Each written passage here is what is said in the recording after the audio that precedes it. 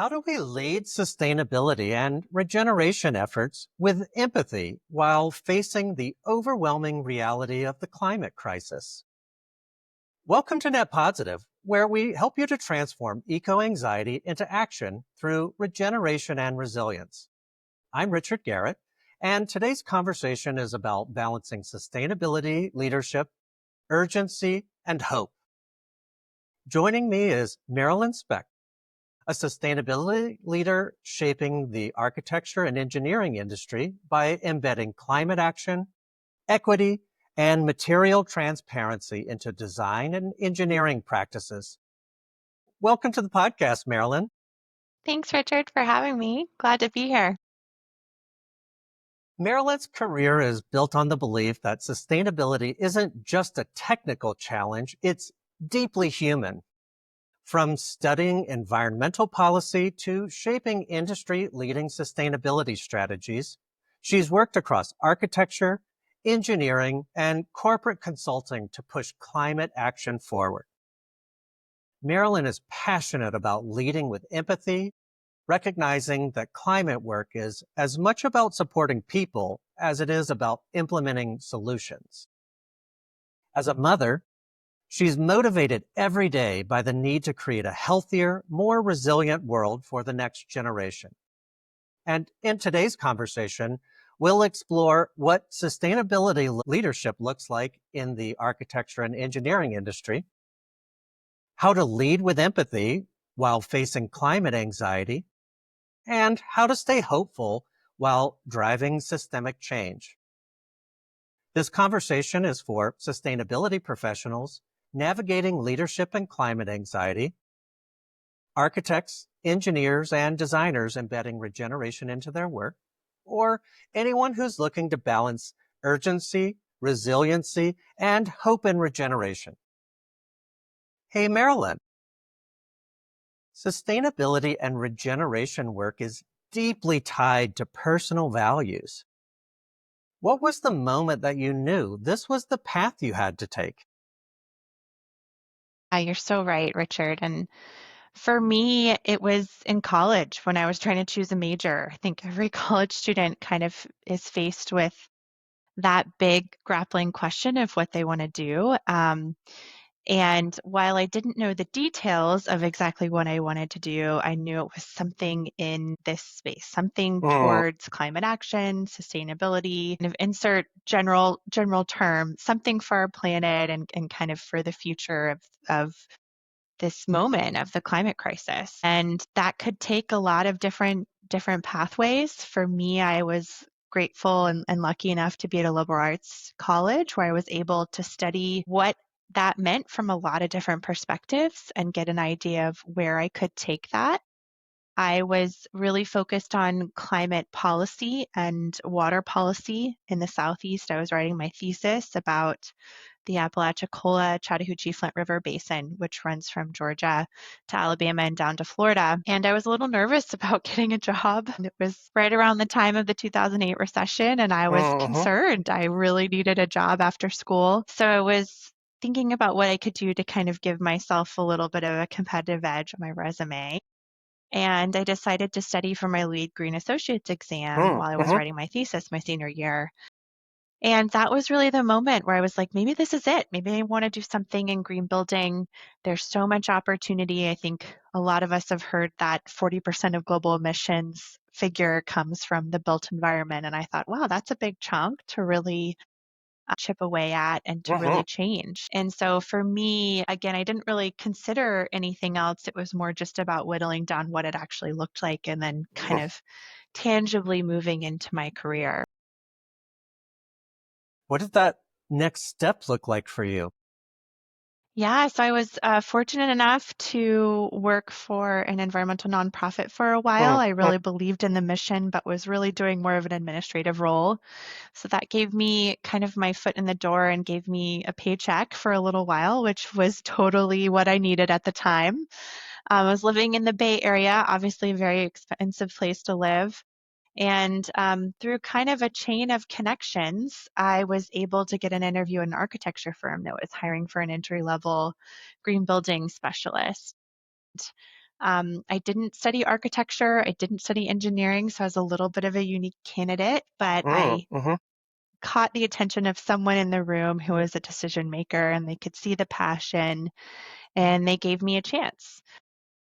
And so I was really kind of took that opportunity and would constantly write things down that I heard in meetings that I didn't understand. I would study at Mm-hmm. home and look up acronyms and try to kind of close that gap of what, because my college degree was so different than maybe a design degree.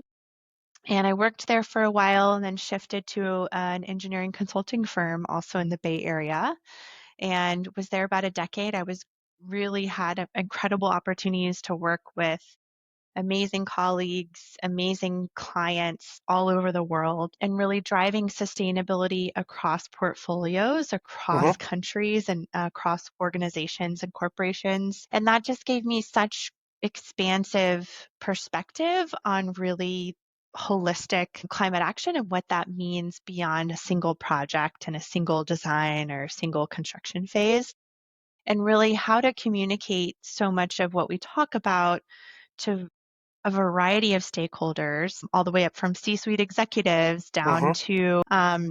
to, maybe facilities managers. And I think that that's really such a critical part of all of this work is it's the content and it's the strategies that we're recommending, but it's just as much the way we communicate it and making sure that you're using the language and the values that are really going to mean something to whoever you're speaking to.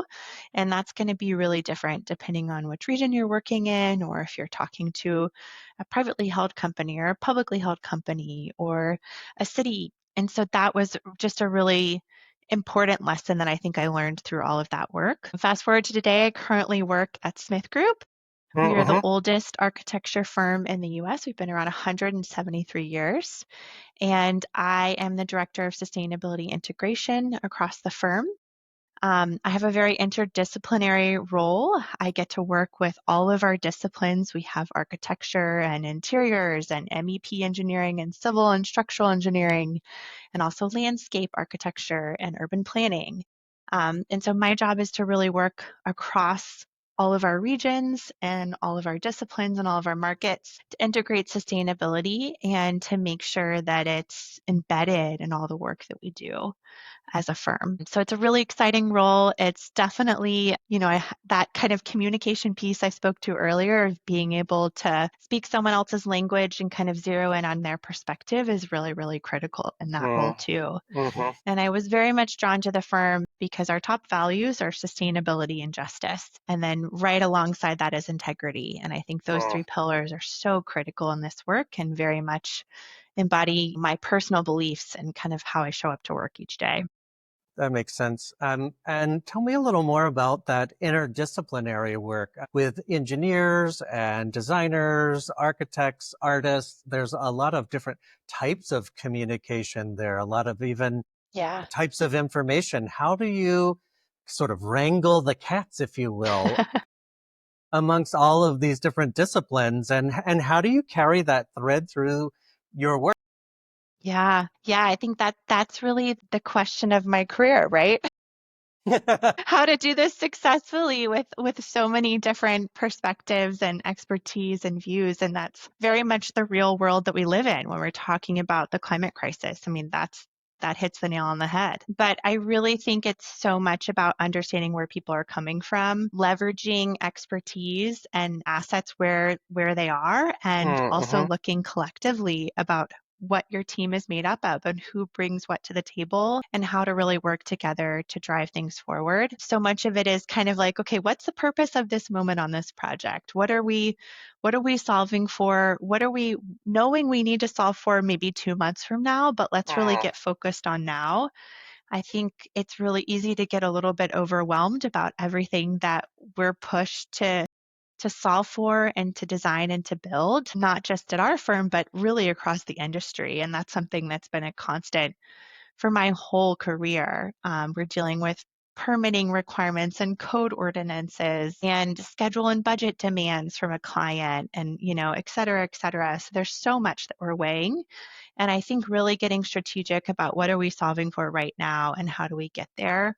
And then who's doing what? is really, really helpful to get everyone organized. It makes good sense. I'm curious too, you have this amazing opportunity to really think holistically about your collaborations Mhm. with different designers, contractors, and owners. But it's not just about sustainability that you've mentioned here, and even Yeah. regeneration. You've talked about justice, human health, equity. How do you bring these kinds of conversations into your role as both a leader, but also for those that you manage and across different departments? I'm really curious. How you use your sustainability leadership role to Mhm. actually like make change happen. And maybe let's back up just a tad. Tell me about what does a director of sustainability integration actually do?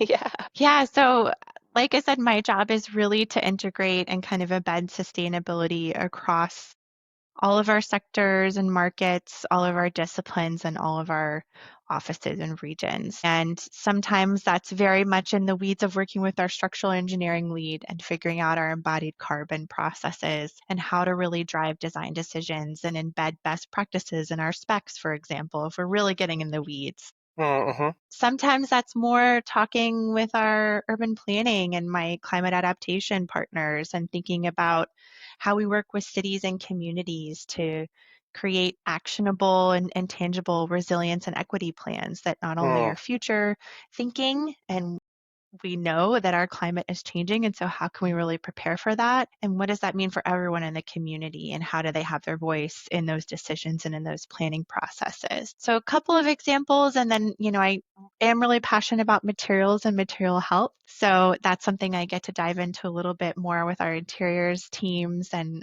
architecture designers as well. So, it's really the gamut of kind of, what the day brings, what we're working on, what projects are on our plate, and where can we really prioritize this thinking.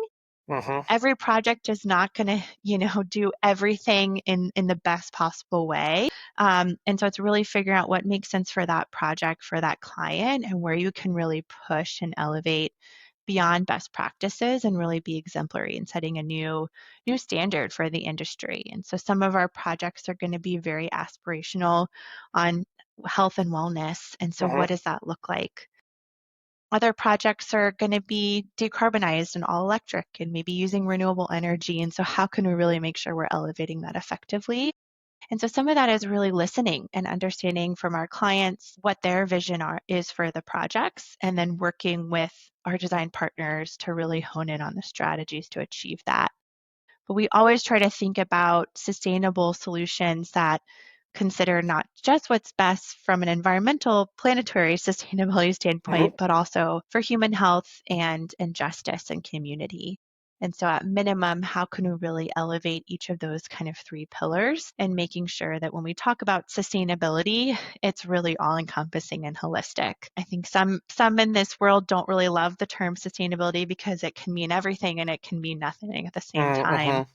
But I think it's a real Like opportunity, green. What is green? like green or Mm-hmm. even regenerative or Mm-hmm. resilience, I feel like are Mm-hmm. kind of getting caught into that as well.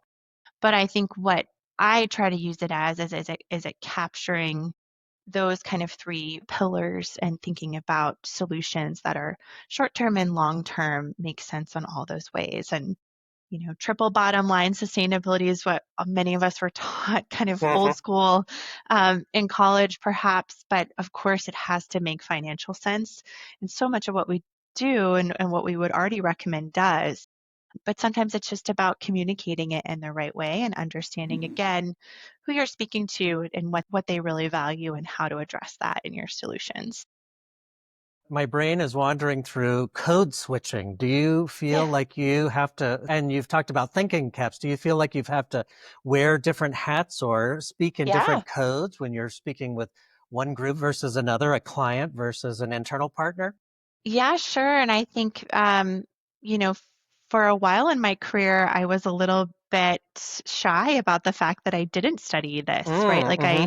I studied sustainability and holistic environmental sciences, but I didn't go to Mm-hmm. architecture school. I didn't go to engineering school. And I, for a while, felt like that was a hindrance. And I actually have Mm, grown to really embrace that as an advantage because I can see these pieces and how they fit together. And I'm not too in the weeds on one topic that mhm. I think would maybe limit me and being able to pull things together again holistically and considering all these different layers. So you could say code switching, you could say, just trying to kind of be flexible and understand who you're bringing to the table and kind of how to move things forward effectively. And you've talked about your organization has these pillars that support all of your projects and all of your employees across the organization. And I'm curious, is that a new baseline that you've formed there and everything improves upon that? And I'm curious even too, like, does that help you attract talent that Yeah. believes in these mission aligned ideals? Does it help you retain folks for projects? Does it help you attract clients? Yeah, yeah. I definitely cannot take credit for it. I've been at the firm only a handful of months, and this is very much ingrained in the culture for many, many years. But I think it's just so much about doing the right thing and doing what makes Mhm. sense. And again, leading with integrity and really acknowledging the responsibility and the opportunity that designers have in the world and what weight is carried with that. And so I think it's so much just a part of our culture at Smith Group. And certainly, everyone wants to work for a company that they believe in, that is trying to Mhm. do the right thing, that really feels um, a responsibility to do the right thing and Mhm. to lead with integrity. So I would say that certainly is a recruitment and retention advantage, but it's really because the firm just is authentically itself and does what it needs to do a great job and to have clients come back to us over and over again because we're trusted partners, not Mhm. only for our clients, but also in communities that we live in, that we work in. And that's really critical. And I think that's a big reason why we've been around for as long as we have. Mhm. Most companies do not last almost 200 years. Wow. There's a secret sauce there to, I think we're celebrating 173 years this year. Yeah, really proud to be a part of it. And it's clear from all my colleagues that this is everyone has a different perspective on what that means for their role, of course, and as they should. But it's very much integrated into the work and just showing up each day. And being mission aligned feels good to your feel Yeah, goods. absolutely. Everyone wants to work for a company that is doing good work. You don't want to give your pieces of your soul each day as you clock in and out. Let's talk about some of this work isn't all sweetness and light. There are certainly challenges along the way. And, one of my friends just posted out on social today. It's St. Patrick's Day for those listening. Posted Kermit the Frog singing, "It's not easy being green, but it's what I want to be." So it sounds very, very similar to what you're telling me here. But Hmm. in this setup here, what are some of the challenges that your teammates or that your organization or architecture and engineering firms Hmm. in general talking about sustainability and regeneration? You've mentioned a few of these Yeah. definitions get a little loose now, but I'm curious what some of additional challenges that you're seeing out there. I think just as a whole, and I touched on it earlier, there's just so much being thrown at the industry at all Mm, times, whether you're an architect or a contractor, or an engineer, even a developer.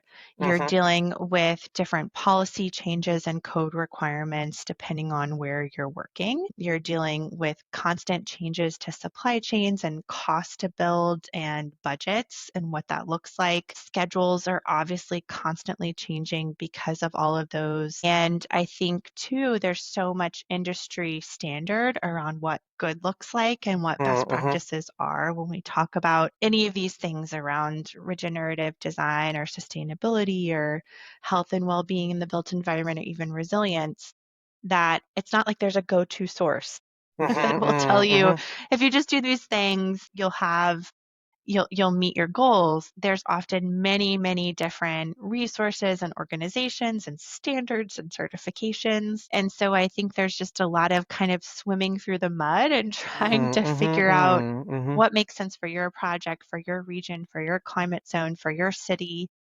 and how to piece all of those together. A lot of corporations that I've worked with in the past have their own sustainability requirements. So many owners and developers have their own programs that you're trying to balance too.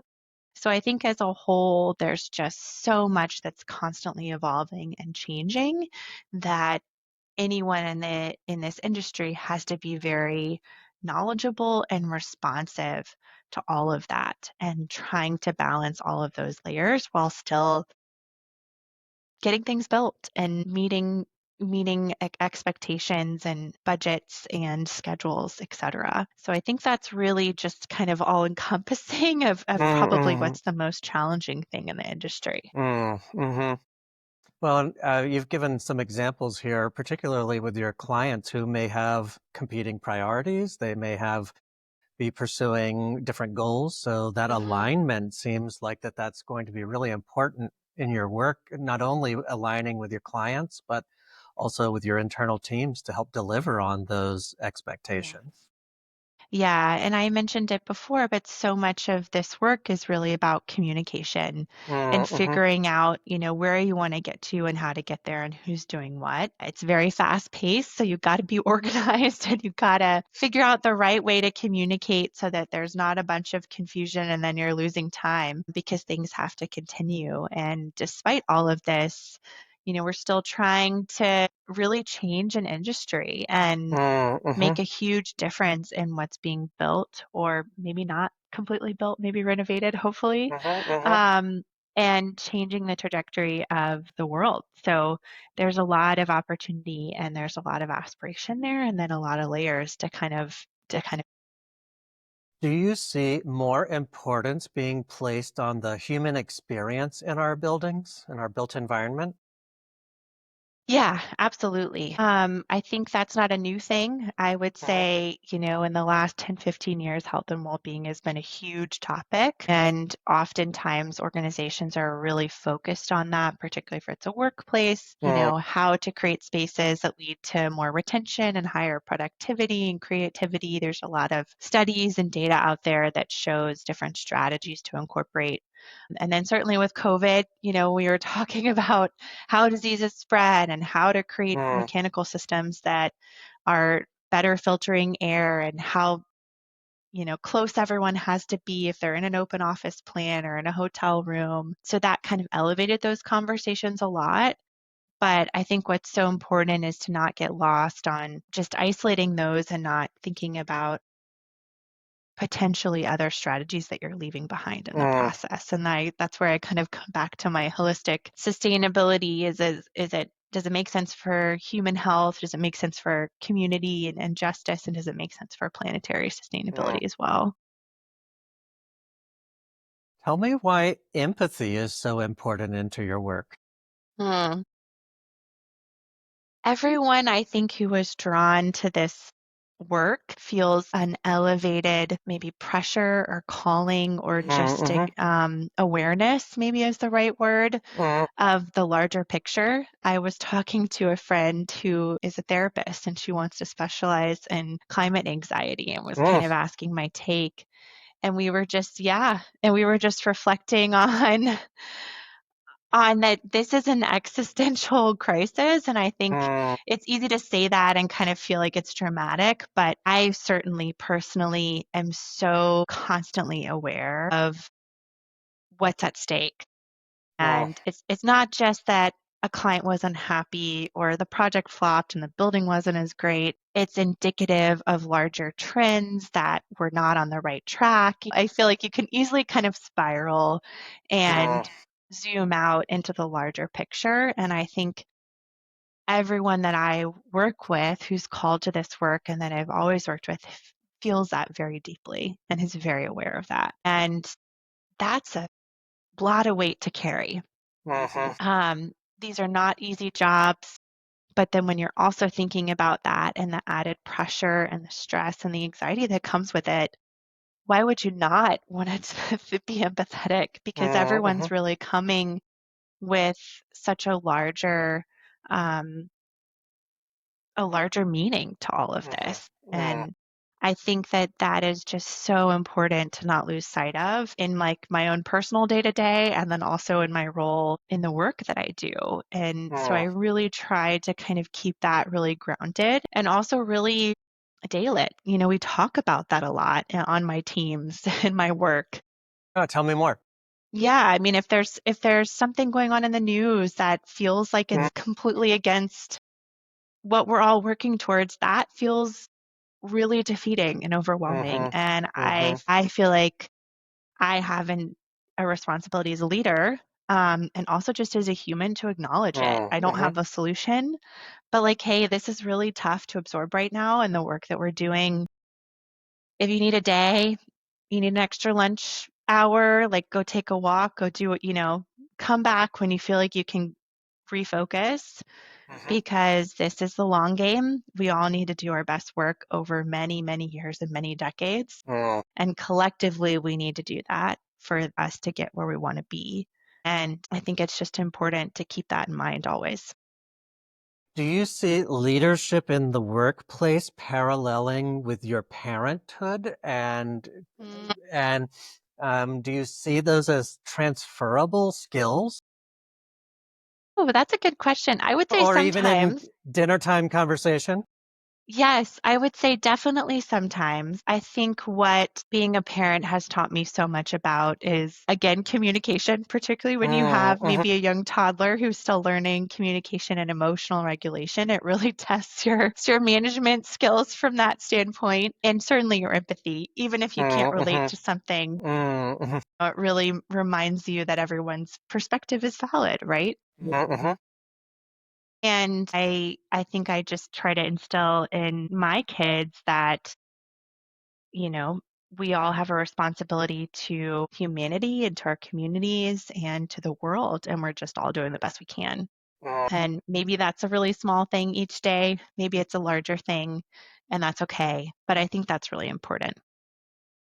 So, in your kids or cranky clients,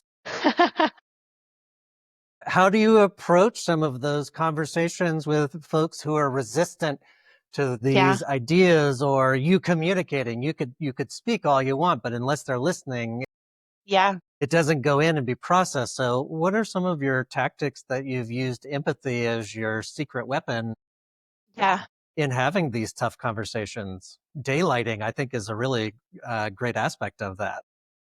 Yeah, and I think empathy can be a few dimensional, right? Like sometimes it's very leading and obvious and transparent, as I mentioned, a couple minutes ago, of kind of acknowledging the larger context of the world we live in and what that means for everyone. But then sometimes it can just be putting yourselves in that person's role and really Mhm, like maybe you're meeting with them for 30 minutes or an hour and like they have a long day ahead and they're meeting with their boss and they're trying to get XYZ. You never know exactly what someone's going to be doing outside of your interactions with them, but I think just considering that and considering what they're trying to get out of it, what they need to be successful, to look good, to do their job well, whatever it mhm, is. mhm, mhm, And so I think in those moments, that's the empathy component of just acknowledging that everyone's trying to do their best and mhm, they all have a role to play.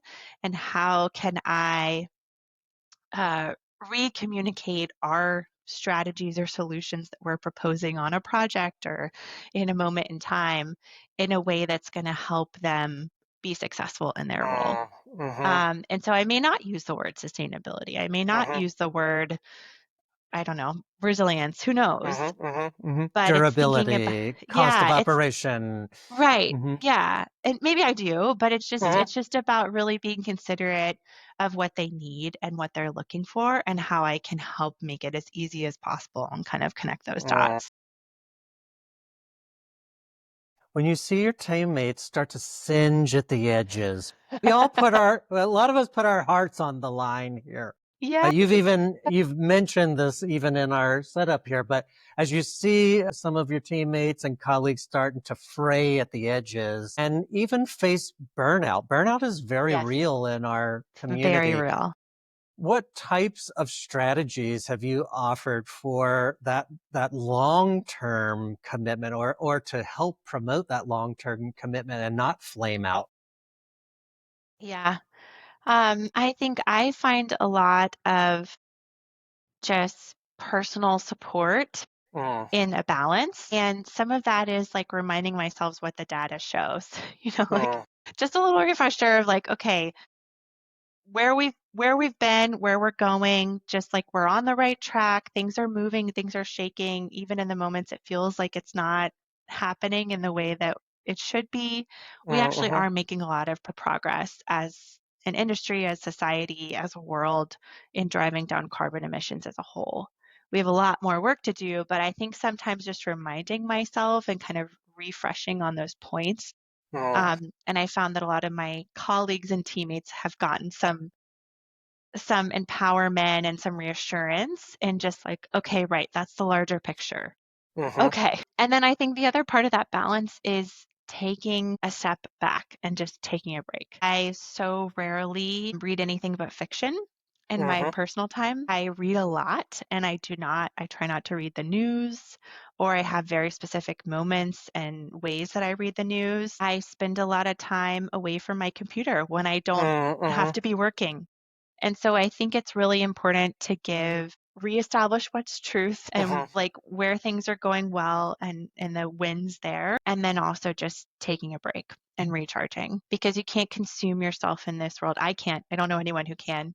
Maybe you have a listener who can and they can tell us all their tips. right? But I feel like you can't sit in this again, really major existential crisis kind of awareness moment all hours of the day, Mm, all days of the month kind of thing. And so I find a lot of respite in fiction books and mhm, novels, mm, in mhm, audiobooks and stories and TV shows and time with my family that have nothing to do with this work because I feel like I can be more impactful mm, and more focused coming back on a Monday morning when I've had that chance to just take a break. And so those are the two things that, again, I find a lot of personal value from, and I try to encourage those that I'm working with or interacting with when I see that they're really hitting a wall, mm, understandably mhm, so, and how to support them and encourage them to kind of keep moving forward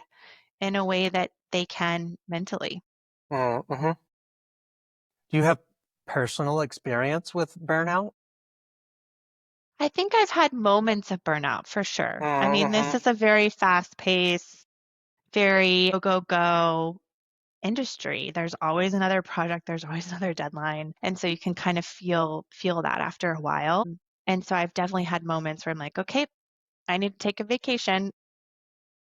mm, But I also feel like I try to be really aware of myself and kind of recognizing that in myself.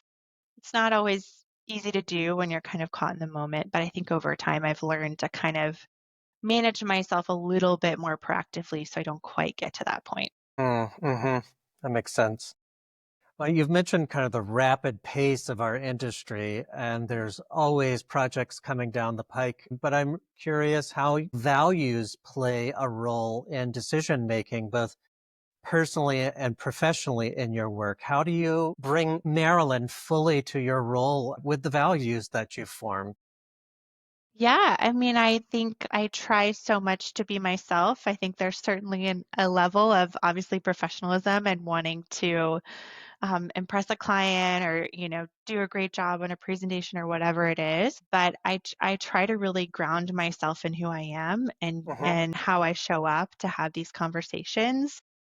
And so that's definitely my own values. And I mentioned our firm values a little bit in the beginning of our conversation. Mm-hmm. But particularly when we're working with a new client, we're always trying to understand what their values are as an organization, Mm-hmm. as an entity. a municipality. Yeah. And then we always try to distill that down into our designs and our solutions, or our strategies that we're proposing. Because if we're not customizing what we're saying for that community, that company, that entity, or that project, then it's really it doesn't mean anything, right? And so we try to do a lot of listening at the beginning of working with clients or beginning of working on projects so that we can really understand what's going to be best for them. And so much of that is around what how do you define success? What do you want to see in this project? What is critical for this? What do you feel like are your values that we should be aware of? And I think that that's a really critical starting place to get to where we want to be. As you have the opportunity to manage a variety of different kinds of people at different stages in their career. I'm curious, what advice do you have for younger professionals who are trying to break into these regenerative and sustainability types of roles? We've both been there. It is difficult at times. Yeah. It can feel like an uphill climb a lot. So what sort of encouragement do you offer your teammates when they're feeling singed, burned out, Yeah. or figuring out what their next step is? I think sometimes it's just starting small, um, and kind of reflecting on what you're passionate about and what you feel good at. And the latter can be a really hard question to answer if you're new in your career, or you're maybe shifting careers and you just feel a little insecure about what you bring to the table. I am on Open Door Climate. It's kind of an online directory of different Mm-hmm. climate professionals across all these different spaces within the expanse of climate work. And it's basically like I'm saying, hey, come grab a virtual coffee with me, and I'm happy to give you Mm-hmm. career advice or suggestions or look at your resume or whatever it is. And I've met some incredible people through that from all over the world. And honestly, many of them are mid or late career and looking to make a shift into climate work. And I've just found that so incredibly inspiring and courageous. Mm-hmm.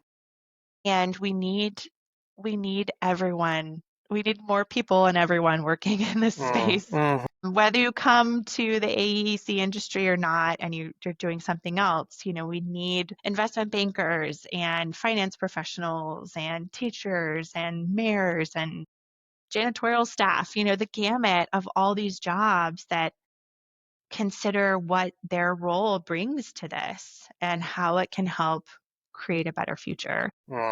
And everyone has something to offer, and all of those perspectives are needed and valid and valued. And so I think just sitting in and doing a little thinking about what you could bring to the table and what you're Mm-hmm. good at and what you're passionate about. And if nothing else, find me on Open Door Climate and we can talk through it together. That's amazing. If we were to fast forward 20 years into the future, I'm teleporting you 20 years into the future, what's something that you hope will have fundamentally changed in the architecture and engineering world? Well, that's such a loaded question, Richard. Big topics here on the day today. Yeah. I hope that jobs like my job aren't around. And that doesn't mean I hope I'm not Mm, employed, and I hope my mhm, colleagues at other firms who are doing the same thing as me are not employed. We should still be employed and we should still be contributing to this space. But I guess I would hope that doesn't have to be its own job. mm, I hope mhm, it's just integrated and it's not a standalone thing. And mm, I think at many, many organizations, and ours included, we're really honing in on what that looks like to still be integrated. mhm. But in an amazing, perfect world, it would be great if it wasn't a separate thing, if it was just part of the work that we do. Best case scenario is we work ourselves out of a job. Something I've learned through these conversations is that all jobs are sustainability jobs. Every Yeah, job is. yeah, And you yeah, and you can bring that energy and enthusiasm to those kinds of roles. exactly, exactly. I'm going to transition us to the next segment called Community Garden. And Marilyn, have you ever done the rose, thorn, bud conversation framework before?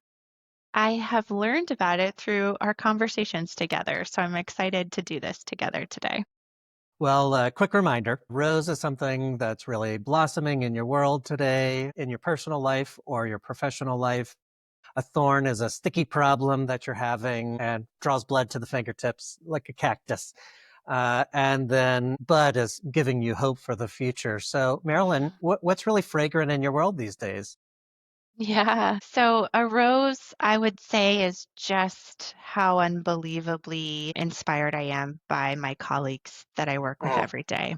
Everyone brings so much passion and integrity to the work that we do. And it's really inspiring and really energizing. And I would say there's just an immense openness across mm, the board to learn new things and to innovate and to kind of get into some things together and try to figure out if it's going to work or not this but maybe that, and that's exactly the type of thinking that we need more of. mm. And so that's definitely a really really positive aspect of my role every day. That's a good one. Yeah. What's giving you some trouble? What's keeping you up at night? Who I think this is a hard time to be a sustainability professional. Mm, I think there's just a lot going on in the US with our policy changes. It's unclear what's going to happen long term with some organizations. And I think many of us are thinking we're getting closer and closer to 2030 deadlines, and that mhm, feels scary. And so I think that there's just kind of a cloud of all of that that's hovering over really anyone that I've interacted with in the last, let's say, 6 months, of kind of what all that means for the larger movement and the progress that we've made. And just again, because this is something that's way more than a job to those of us who are doing this mhm. work, that can feel really overwhelming. So I've definitely had to lean on a little bit more walks outside, a little bit more fiction reading these days to kind of balance all of that.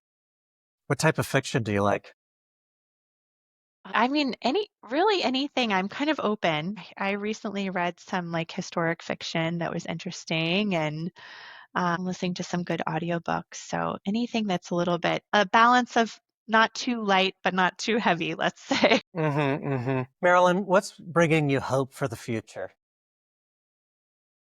There's a number of things that are bringing me hope. I would say there are two climate scientists, my, let's say, climate sheroes of mine, Dr. Ooh, Catherine, nice. Yes. yeah, Hashtag. yeah, Dr. Catherine Hayhoe, who's out of Texas, and Dr. Ayana Johnson. And I just really value their amazing expertise and Mm, their perspectives and just focus on hope. Dr. Hayhoe is a Christian woman and also a climate scientist, and she mhm, just brings a really interesting personal, professional elevation of both of those into the work that she does and the mm, perspective she brings. Dr. Johnson is an amazing scientist and has wrote a book about the climate crisis, really, that's a positive book. It's called What If We Get It Right? mhm, And it's really visions for what we're already doing, the solutions we already have that are working, and kind of to your question of 20 years from now, what would it look like if we got it right? And I mhm, think that's really, really positive. And she did a great job of interviewing folks from all different professional backgrounds and industries to really shine light on kind of every job being a climate job and how we all can mhm, contribute. mhm, So that's really inspiring. I mentioned my incredible colleagues that I learn something from every single day. I recently volunteered as a thesis juror for fifth year architecture students at Kennesaw State University here mhm, in the Atlanta area. And I was just blown away by that perspective that, emerging graduates are bringing to this industry to solve really our most critical social and environmental challenges of our time. And so that was really inspiring. You mentioned I'm a mom, so I think having young kids keeps me very grounded mhm, in what's important, and just inspires me every single day. So I mhm. think all of those things are buds in my life. Do you see just the sophistication of the conversations with young people being the same or different when you were young? I think it's definitely evolved for sure because we know so much more. And I was just blown away. I mean, there was all mental health facilities that incorporated biophilic design for Mm-hmm. PTSD and trauma. I mean, there was an adaptive reuse project that was all about incorporating daylight into a historic building and what that could mean for an office tenant. I mean, it was just really interesting intersections of all these different things that we talk about. And these are all projects that students have come up with themselves and they've been studying Mm-hmm. for the last year and designing. So yeah, I'm really excited for the next wave of professionals to hit the ground running and Mm-hmm. join us in solving these problems. This is amazing. So this next question follows along the gardening theme and is around seeds. And Yeah. what tips, tricks, or techniques do you have either for these emerging professionals or seasoned professionals or in your personal life, like little packets of wildflower seeds? What can Yeah. you give us away? I would say just like find your people and talk to as Mm, many people as you can, and find your people and then like find the people personally and professionally that you can lean on, that can be your partners, that can work with you and give you a pep talk on the hard mhm, days and kind mhm, of roll up their sleeves with you on the days that you're really getting stuff done. And then really, I feel like generally people are very open to having conversations or grabbing coffee or lunch or whatever it mhm, is. And so I think as a new professional, that can be really intimidating. mhm, mhm, So be brave, be courageous, and reach out to people and ask to just hear about their career or pick their brain on something. I feel like most people are really, really receptive to that. And I think that's just an amazing opportunity to hear more about the types of work that is out there and how mhm, you could fit in. mhm. Oh, that's amazing. Last question here in the garden is around gardeners and those you're tending to. Tell me about your mentors along the way that have helped to tend your rows, light your path, help you grow. Yeah, I've been really fortunate to have a lot of mentors over my career, and I would say there's way too many to name on this podcast. But everything from professors to professionals that I worked with to Mm, clients I had. I think just having so many different perspectives of people that I could ask questions to and to get to know. I think it's really important to be open to all the different ways that people can mentor you. And quite mhm, frankly, I feel like I have been unofficially mentored by a lot of people that I've actually supervised over my career, where I've just learned mhm, so much from staff and colleagues that I've worked with in small ways and in large ways, right? And so I think just being really receptive to that and being kind of a constant state of learning is a really wonderful thing and has been really, really valuable for me personally and professionally. Taking a little sidetrack off of mentorship, oftentimes people like us or believe in similar ideals, but have there been times where you've had either someone in your life or your work who didn't believe exactly what you felt? And do you Mhm. feel like the people that have mentored you have been able to give you some tools Mm. to communicate effectively with different point of views? Yeah, I think indirectly, absolutely. And I think that's probably a lot of those skills are learned over time of, Mm-hmm. dealing with clients who are maybe more challenging or on projects that are more challenging or whatever it is. And certainly I've had conversations with even family members who maybe don't see the world as I do. And I think it's okay to agree to disagree. As much as I would Mm, love to have someone see everything the way I do, of course, that's just never going to happen. And so I think there's an opportunity to have really thoughtful, respectful conversations and then also mm-hmm. know when it's okay to put it aside and Mm-hmm. not not risk any relationships or any connection there that you wouldn't want to lose. I think again this work needs to include everyone, whether they Mm-hmm. agree with my thinking or not. And I think that's the challenge and the beauty of it. It really has to be all encompassing of everyone. Mm-hmm. And so being open to that and being receptive to that, and also not trying to change people's minds necessarily, but maybe communicating to them in a way that aligns with their perspectives and values is really the kind of. Perfect. Who are you helping to grow, Marilyn? Well, I mentioned a You've little. already, yeah, you've Yeah, already I given this mentioned a answer a little couple of bit, times. but I hope, if I don't inspire, if I only inspire a handful of people in my career, like I would feel very fulfilled because I feel like it just Mm. has to be ripple effects.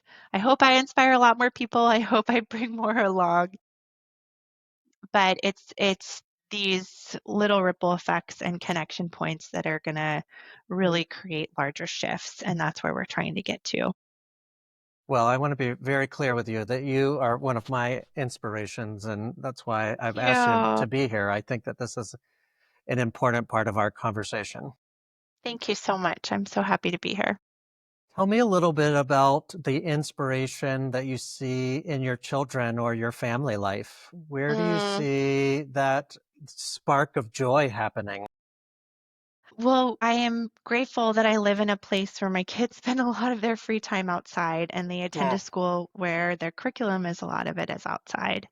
And that was very, very intentional on my husband and I's part. That was really important for us that our kids learn in nature. My oldest has science outside in the woods on Fridays, and they Ooh. bring microscopes and look at things, and like that's so cool. That's exactly how we should be learning about Mm. the environment. And so that's really important to me that we're able to give our kids a life that they're connected to, I would say the larger picture for lack of a better way to say it, and Mm-hmm. they're really just connected to their community as well. We live in a place that has a community farm. And so on Tuesdays, we go and pick up our CSA from the farmer, and they're Mm-hmm. very connected to seasonal growing cycles and what that means Mm-hmm. for what's going to be available for dinner or for breakfast. And so I think all those things are really important. The more that we're connected to our seasons and our regions, the more we have a closer understanding of what that means when they change and how we can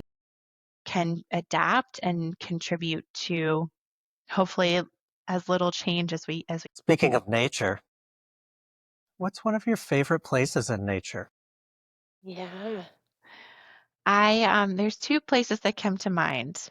I live very close to a bunch of woods, and I can go outside of my backyard and kind of hit the trails. And so when I have some free time for myself, I really love to just go for a long walk in the woods. I actually did that yesterday and got a little lost. It was fine, but it ended up being like a 5-mile hike, which I was grateful I had the time and the space to do.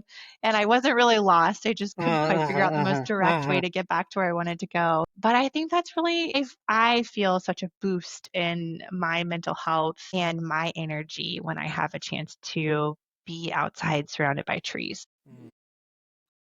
And I think there's certainly all the research that shows why that is, and then there's also just the feeling that you know in your heart that that's the case. Mm-hmm.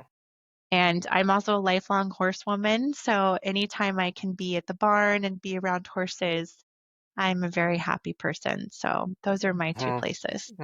That's amazing. Wow. Yeah. Marilyn, thank you so much for the conversation today. You've given insight here into your role and what it looks like for the future of the architecture and engineering industry. I'm so glad that you taught us about how you lead with empathy, particularly as so much is going on in our world these days. Mhm. You give me hope through this, and I'm Thank you. sure that you give many other people hope. And I think that that's a real important tactic or skill to build a Mhm. muscle of hope, if you will, Yeah. so that we Yeah. can continue to be resilient through change and adaptable. Any other points that you have?